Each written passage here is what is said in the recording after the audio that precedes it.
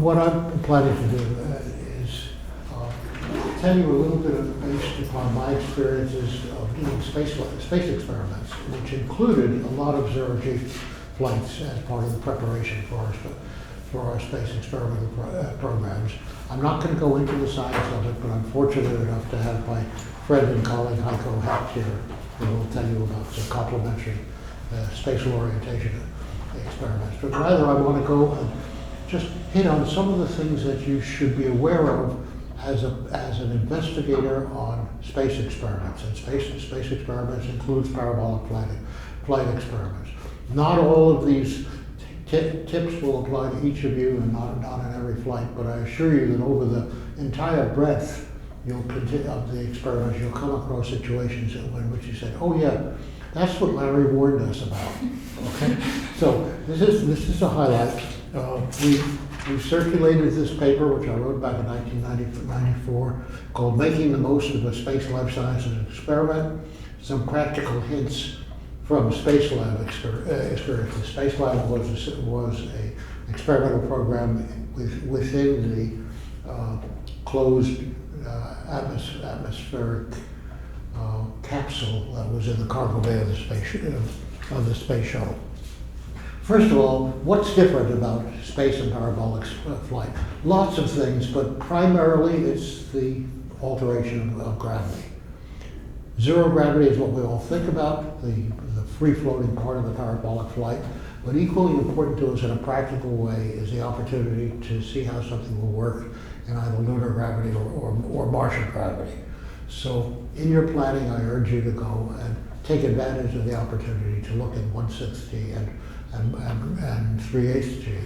And incidentally, you have this opportunity during the transition period as the airplane is going into the pull-up and over the top to look at the continual transition of continuous G level from 0 up to 1.8 and back. So be aware that that's there for you. That's the reason that we're probably doing these tests. There's been a lot of information which has come about since Sputnik was launched about the effects of gravity levels on biological processes. Prior to the use of parabolic flights and then space flight, basically what we knew was from centrifuges at hyper-G, looking up beyond 1G. Now we know a good deal more about hypo-G, the region between 0 and 1, and again, parabolic flight is an area that I continue to be involved in. What have we learned? We've learned about the way calcium is taken up from the bloodstream and rebuilding bones. We've learned about changes in muscle type from slow twitch to fast twitch fibers. We have learned about the effects on the cardiovascular system of the absence of the gravito-inertial pull, which normally would create a hydrostatic pressure drop from the heart to the brain, and a host of those things, all of which are G effects, and that's the reason that using parabolic flight as a G variable is so important. My own area of investigation is in the neurovestibular system, how the balance organ in the inner ear, the semicircular canals and ovalis transmit their signals concerning orientation and acceleration, and how they change as you adapt to a different G environment. We'll hear more from Professor Hecht about those, but that's been really a cottage industry starting looking at adaptation. Okay, now you propose an experiment. The basic rules are the same as in any good science. It has to be hypothesis driven, and now you have to have planned it so that it's statistically significant, and you have to be aware of the artifacts from other environmental variables, like the temperature in the airplane, the G level on pull-out, and so on. It used to be acceptable to publish a paper that said we did a zero-G experiment on 1 or 2 astronauts, and here's what we found. That's no longer acceptable. And now if you're going to seek publication in a first-rate peer-reviewed journal, you want to follow the same rules in terms of power, statistical significance, hypotheses, as well as, of course, tying into previously related experiments. The most critical first step is your proposal. And I know you're doing parabolic flights, but I'm talking about the kinds of things one might do in proposing to do an experiment in the National Laboratory on the International Space Station. In the proposal, you really want to go through the relevance, the scientific basis for it. My primary rule when it comes to proposal reviewing or writing is no fishing. You have to know what you're looking for and have a reasonable way of explaining this is why I think that Martian gravity or lunar gravity will give me a significant scientific result different than testing here on Earth. So no fishing. You have to decide about whether your experiment can fit into the restrictions. You might like to go and have 7 different repetitions at each G level, but if in fact the plane is only going to afford you a limited number, can you do something which is a reasonable scientific experiment in fewer numbers of parabolas in a lesser range of hypo-G and hyper-G and so on? And if not, you shouldn't propose. I mean, to go up and just say, oh, this will be fun, to float around and pretend that you're Superman, yeah, it's fun, but it's not worth paying for. Working out your detailed procedures. You must work them out on the ground. The one thing that we've learned from SAT experience is if your experiment doesn't work on the ground, it's not going to work in 0G. You may say, oh, that'll take care of itself. Sedimentation will be gone and things won't fall over. Believe me, you have to, the odds are, and if you fail on the ground, it's going to fail in space. So we worked quite hard on the ground simulations. Remember that, yes?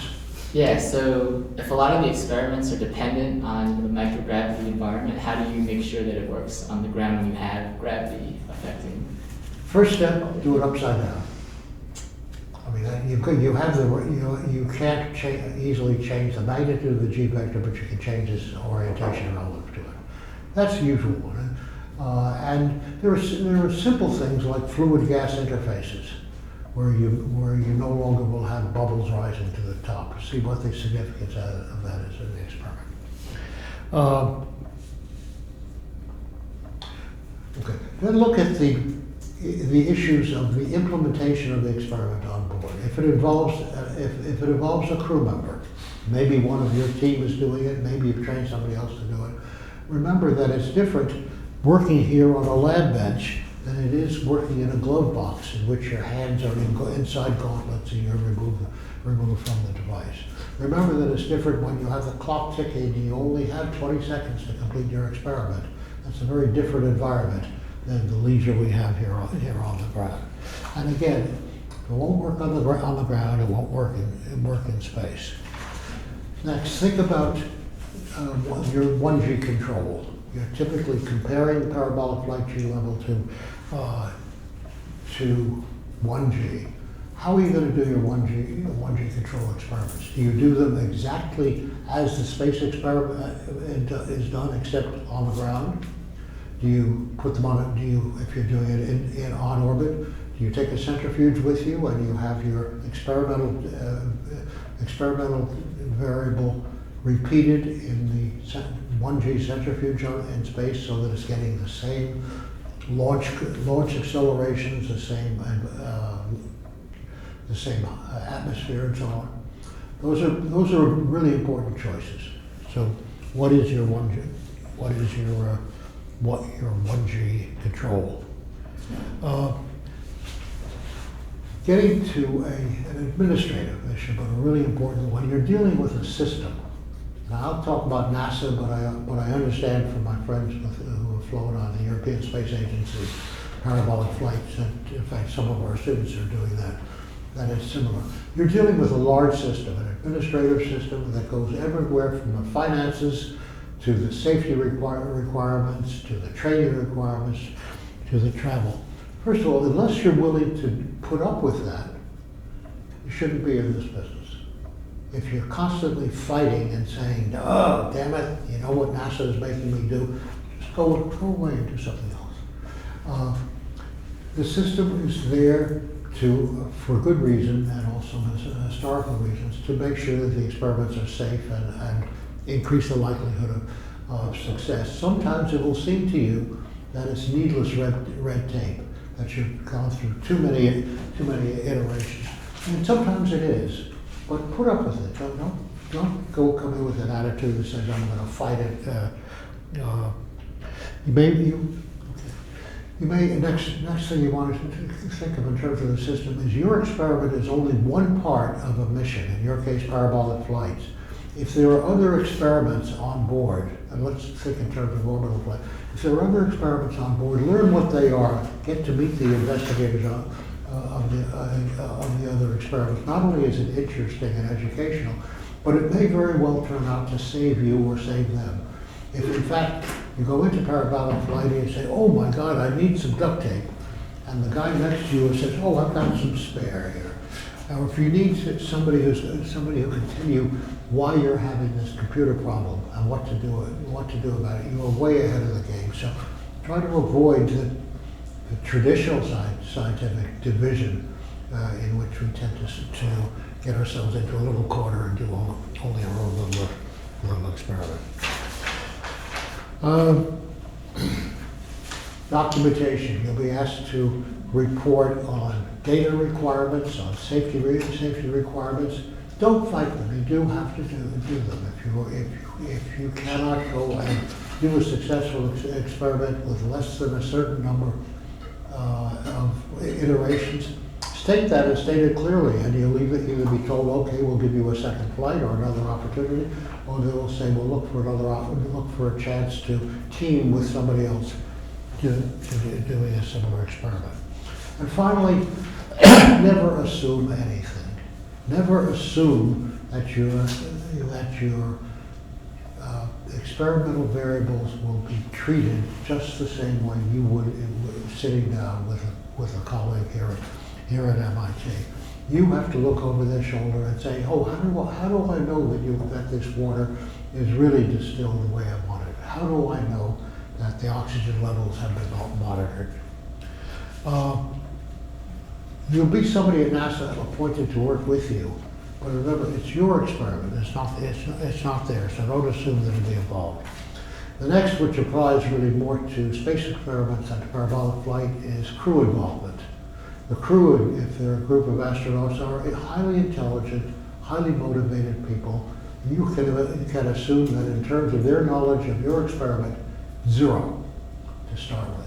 So what you have to put into your training plan a sufficient amount of science training as well as technical training, so that anybody who is putting his or her hands on your experiment truly knows what's inside the box, what would be the consequence of flipping the wrong switch, of having a valve stick and so on. Do it enthusiastically, and you'll find that the crew is your partner. And if you really are lucky, you get crew members who have both a scientific interest and the ability to become a member of your scientific team. We've had countless times in which the crew have made suggestions which really have improved the scientific value of the experiment, as well as most often suggestions of a very practical nature that says, oh, on orbit, you don't want to do it that way. On orbit, remember, your hands are going to be busy doing this, and so you can't count on a third hand to come around and fix it or whatever. So take advantage of their practical suggestions. There are going to be papers that tell the crew what to do. And these go from detailed experiment descriptions, which go through what will happen to each part of the experiment if something occurs. And that's what you use for your initial training. If you're lucky enough to be with the crew for a substantial length of time, it's just like training lab technicians. Then there are checklists. The checklists are short lists which are to remind the crew of what has to be done at each stage. And those are important because the people on the ground who are monitoring the progress of it will be seeing that the crew has gone through each checklist and the switches have been turned. And finally, there are cue cards, short cards, like an index card, which may have only a half dozen bullets. turn on switch 1, check that the reading is below 4.7, whatever. The cue cards are what they really use, and you want to be certain that you have had the final say over the acceptability of the crew cards. You don't want them to be written by an engineer who doesn't know anything about your experiment and is just trying to extrapolate. Practice for flight. As I said before, if it doesn't work on the ground, it's not going to work in flight. Practice. You know, it's like the old story of how do you get to Carnegie Hall. Everybody know that practice. Run it not only with nominal conditions, but run it by simulating off-nominal conditions and get a set of written procedures for what to do if something goes wrong. If you run out of gas, if the voltage has dropped below the required level, that's called a malfunction. And how do you treat that malfunction? What are you going to do, and what is the crew going to do? Because if that malfunction arises in space, it's far better to have the crew say, oh, that's malfunction 2.6. Let me turn to that. Oh yes, there's my checklist of what I do in this situation. Once you have that and it's been practiced, then the ground controllers will much more likely say, very good, Professor, have them go ahead and do that malfunction procedure, as opposed to trying it out in real time. And then finally, it's a word about personal objectives. Doing a space experiment is all-consuming. I'm sure that I'm typical of other successful spaceflight experimenters. There's very little time left to do anything else, including teaching and writing research papers and so on. Don't get into the business unless you're prepared to spend a great deal of time on airplanes between Cambridge and Huntsville or Houston or Germany. It's a major commitment. It's really fun and it's exciting. It's the most exciting part of the scientific career that I've had. But it's not a sideline.